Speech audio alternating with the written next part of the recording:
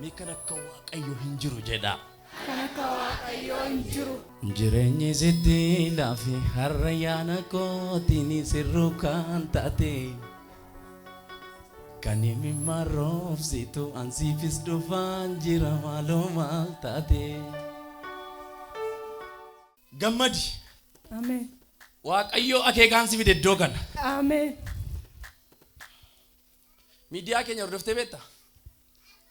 Abbaan manaa koochi hordofee achi deemnaan jedhee isatu na ergee. Abbaan manaa keessa erge? Gujii jira. Gujiirraa miidiyaa keenya hordofa? Dasi balish. Amen. Waaqayyo didaan siin haashaa'e. Amen.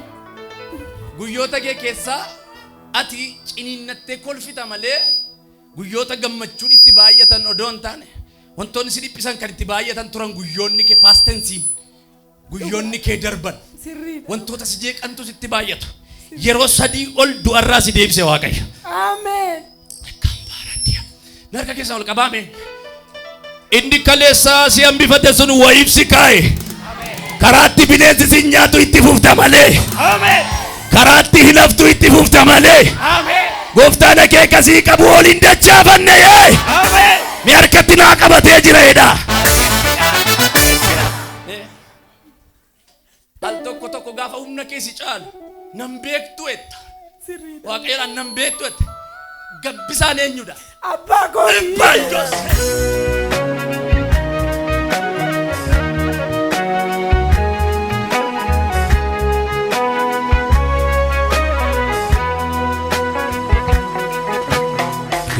Sana matas gapida be yada milate chabe situ walane dabe Franka bujetti sheekun animaati kan franka buriyaa qabu jetti galgala kana maqaa Yesuusiin isa geengoo magidiraa keessatti si xumura jechuu barbaadu harkaa keessi fuudhee.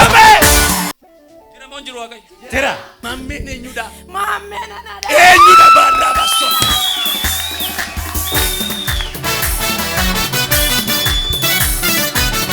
Yelafa abdi mali kaba.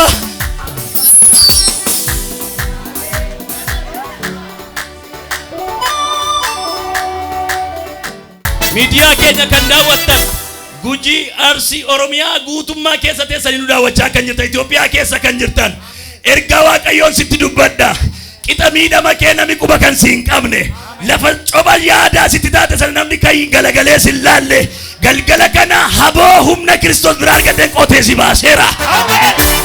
Waaqayyo ibbiidhaaf waan ati jarra keeyattu waan seexanni si loluuf har'a humnaan cabsatee isatti sodaattu sanarra sii dhaabateera. Laftati geessee obbiraana dhabdu hin jiru jedhe Waaqayyo. Si wajjin jiraachuu koo nan beeksisa. La ciniinnatta namatti himattu rakkoo kee security goote hin kolfita sobde. Madaa gad itti fatteetu ilkaan kee bakkee jira. Gooftaan siin dhugoomsa. Gammachuu dhokfataa gammadan kana dhugaan sii taasisa jedhe Waaqayyo. Galateeffadhaa maaloo haleluuyaa. Bakka ጊዜ Jelama waan hin gunne keessatti waan natti deebite haasoftu qabda. Waaqayyo galataan si deebisa. Amen.